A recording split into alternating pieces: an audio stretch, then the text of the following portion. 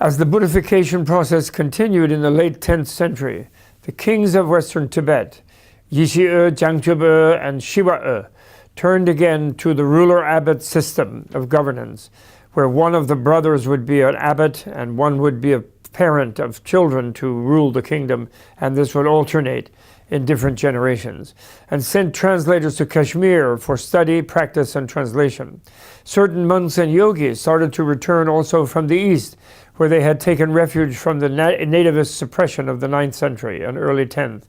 Rinchen Sambo, later known as the Great Translator, made many arduous journeys over the mountains, spent years in study in Kashmir, and returned to teach and translate many, many books.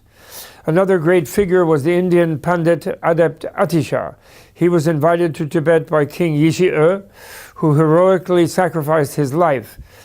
when he was captured on the way to give the invitation and held for ransom. When his son returned with the ransom, Yixi-e sent him a message and had him go on to India to offer the gold instead to the monastery to persuade them to let Atisha come away from them and come to teach in Tibet, and he was thereby killed by his captor out of anger. Atisha himself consulted a female oracle, the goddess Tara, who told him to go to Tibet, because although the altitude would shorten his life by more than a decade,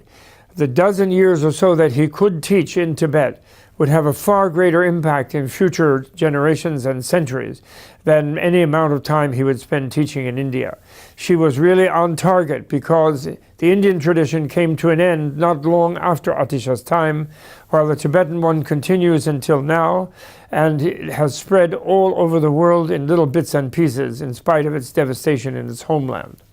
Atisha's main disciple was Dromdumba, a layman,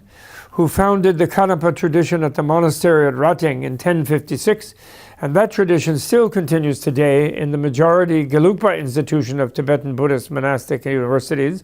and also as represented in the person of His Holiness the Dalai Lama. It was the education system that he mainly took up. Dromdumba was so devoted to his teacher Atisha that it is said he kept a lamp burning in offering, and it didn't have batteries. And all the time that Atisha was there for 12 years, a butter lamp he kept burning and replenishing the lamp, traveling even while traveling during those years when Atisha lived in Tibet.